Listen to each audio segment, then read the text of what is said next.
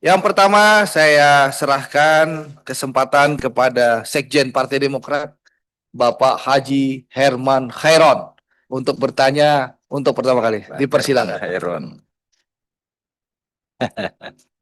Terima kasih Pak Andre, pimpinan rapat, pimpinan dan seluruh anggota Komisi 6 yang saya hormati, Saudara Amsakar, Kepala BP Batam, Wakil Kepala BP Batam yang baik hati, kalau datang suka menemani kita. Jadi terima kasih Bu Uli. Harus begitu sebagai pelayan publik, kita tidak ingin juga dihormati, tetapi kolaborasi dan kebersamaan ini penting untuk membangun wilayah. Pak Fahri Prancis, saya kaget ada Bapak di sini. Mau kritis jadi agak longgar saya. Kalau Pak Amsakar sendiri saya kritisi itu. Pak Sudirman dan seluruh para deputi yang saya hormati, saya banggakan. Pertama perlu menjadi catatan kita bersama. Saya tidak ingin membawa flashback sebetulnya kepada masa lalu. Tetapi dulu pada waktu akan digabungkannya BP Batam dengan wali kota sebagai ex officio, saya ini termasuk yang mengkritisi. Mengkritisi bukan berarti tidak setuju, bukan. Tapi mengkritisi. Ini demi rasa sayang saya terhadap pemerintahan, demi perhatian khusus saya atas peraturan dan perundang-undangan yang sudah terbit, dan demi kita melandaskan sesuatu kepada peraturan perundangan yang tentu ini menjadi komitmen kita bersama. Karena kalau tidak kita berkomitmen terhadap perbaikan-perbaikan yang sesungguhnya perdebatan ex officio ini dulu didasarkan kepada perbaikan implementasi. Nah, sehingga kalau masih kurang dalam implementasi, berarti kita berada dalam situasi yang harus dievaluasi gitu. Tidak kurang dari perundang-undangan Undang-Undang Nomor 25 Tahun 2009 tentang pelayanan publik, Undang-Undang Nomor 23 Tahun 2014 tentang pemerintah daerah, Undang-Undang Nomor 1 Tahun 2005 tentang pembenahan negara. Itu sebetulnya semua sangat sangat memberikan batasan kepada bersatunya antara regulator dan operator. Dan ini amanah reformasi. Kenapa kemudian ini dijadikan sebuah batasan bahwa operator dan regulator tidak boleh bersama-sama? Itu karena didasarkan kepada resiko-resiko kerentanan terhadap situasi yang akan terjadi. Misalkan penyalahgunaan kewenangan, kurangnya mekanisme pengawasan, potensi sengketa hukum, dan tentu kurangnya transparan dalam pengambilan keputusan. Ini harus dijaga. Kepala BP Batam yang diberikan kewenangan oleh Presiden harus bisa menjaga persoalan ini sebaik mungkin. Kalau masalah komunikasi saja sulit, berarti Anda tidak termasuk orang yang menjaga amanah Presiden. Saya akan gugat kalau tidak amanah dengan apa yang menjadi amanah Presiden gitu. Karena Presiden sudah memberikan tanggung jawab, kewenangan, sekaligus sebagai regulator dan operator, tunjukkan Batam jauh lebih baik. Misalkan persoalan konflik pertanahan, bisa cepat diselesaikan gitu. Bapak sebagai regulator, sebagai operator, semestinya punya kecepatan lebih dibandingkan dengan yang lainnya menyelesaikan kasus-kasus sengketa pertanahan. Yang dianggap bahwa belum memenuhi asas hukum perundang-undangan, dibantu supaya bisa memenuhi asas legalnya kepemilikan tersebut. Bagi masyarakat yang di sana kurang berkemampuan, ya dibantu dari sisi UMKM dan lain sebagainya, sehingga tidak terjadi ketimpangan.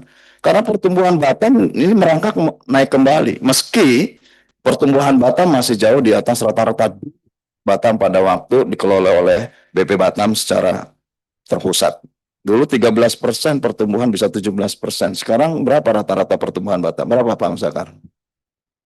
6-7%, 6-7%, masih di bawah pertumbuhan rata-rata BP Batam dulu. Jadi ini yang harus dikejar, gitu ya. Saya bukan tidak setuju apakah dikelola oleh wali kota, ex officio kepala BP Batam, itu bukan itu konteksnya. Konteksnya bahwa ketika presiden memberikan amanah ini, nanti Beli Demar boleh menambahkan bagaimana kita berdua dulu juga mengkritisi terhadap, saya sudah 5 tahun yang lalu di sini Pak Amsakar, ya. Pak Amsakar semestinya kenal saya semestinya gitu ya. Ini tapi Pak Amsakar diberikan masukan aja nggak pernah mau jawab gitu. Bagaimana saya bisa memberikan masukan-masukan yang baik gitu. Saya ingin juga sebetulnya mengkritisi bagaimana terkait dengan ketersediaan air. Kalau tadi para deputi menyampaikan terkait dengan ada ada berbagai pembangunan LRT, jalan, bangunan, gedung. Tujuan sesungguhnya kan bukan itu gitu.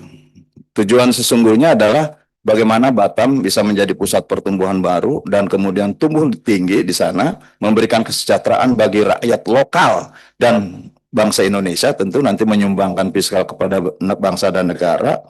Dan ingat bahwa sebagai etalase bangsa, karena berhadapan langsung dengan Singapura, menurut saya ini juga harus ada akselerasi dalam pembangunan dan lain sebagainya. Tentu kalau tadi dikatakan akan membangun berbagai fasilitas yang hebat-hebat tadi gambarnya, menurut saya hal yang paling penting adalah bagaimana mewujudkan keinginan Presiden Prabowo Subianto. Pertama, ya secara nasional tentu pangan. Pangannya harus jelas, Pak. Di Batam punya roadmap nggak tentang pemenuhan kebutuhan pangan? Dari mana? Jangan-jangan pangannya dari negara-negara luar, impor, karena free trade zone di situ. Ya, free trade area. Jangan-jangan dari Thailand seluruh makanan. Nah, kalau sebisa mungkin karena di sana bernilai tinggi pangan, ini ya bisa mengambil ya dari para petani kita gitu. Dari para petani di luar Batam, bangsa Indonesia, anak-anak bangsa yang bisa berkirim pangan ke sana dengan harga yang lebih baik, lebih tinggi dan lebih bernilai ekonomi. Kemudian harus swasembada air. Airnya berapa sih kemampuannya? Sampai 10 tahun ke depan, 20 tahun ke depan, ini air bagaimana? Karena bagaimanapun untuk menarik Batam sebagai daerah transit bagi kapal-kapal perdagangan, atau mungkin bisa menjadi buffer port area dari Singapura dan bisa disandarkan di Batam, dan bahkan mungkin secara perlahan Batam bisa mengambil alih posisi Singapura. Menurut saya berapa ketersediaannya? Jangan sampai kemudian kita menggenjot terhadap pertumbuhan industri dan lain sebagainya di sana, tetapi penunjangnya tidak cukup, airnya tidak cukup. Nah, kalau airnya tidak cukup, orang nggak akan datang. Ngapain di sana? Nggak cukup kok. Berapa? Presentasikan dulu di sini, Pak Dirman, sebagai perencana.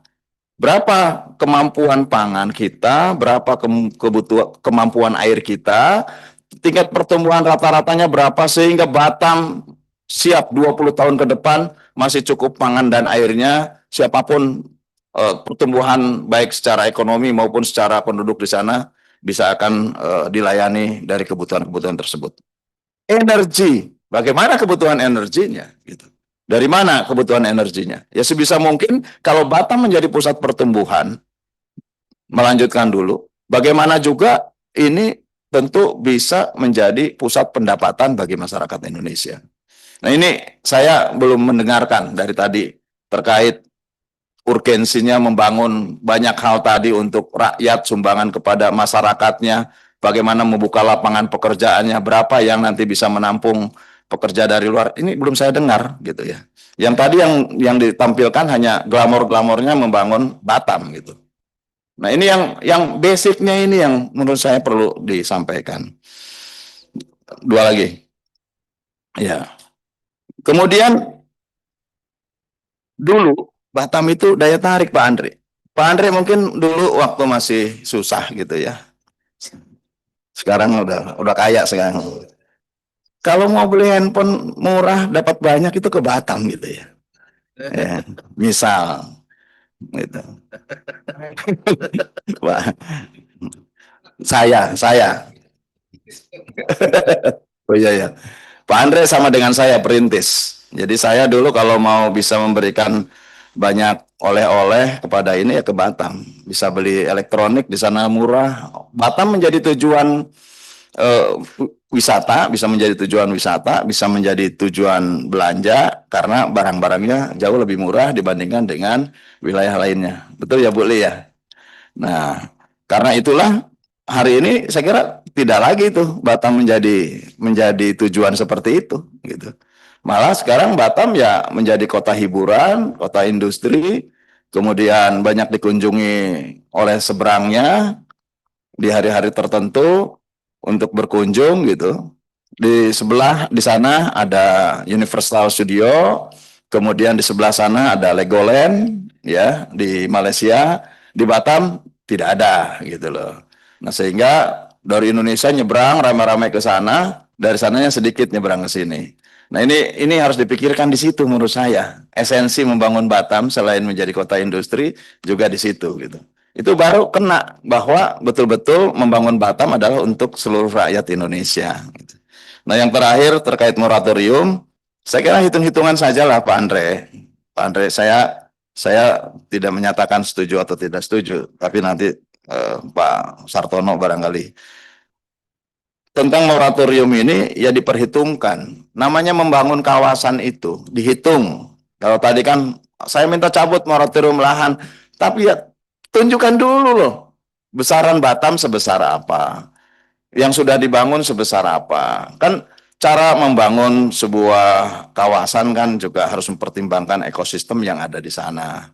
Berapa besar kawasan penyangganya, berapa besar kawasan lindungnya, apa cukup cukup tidak kawasan pemanfaatan ini, zona pemanfaatan dengan zona pendukungnya.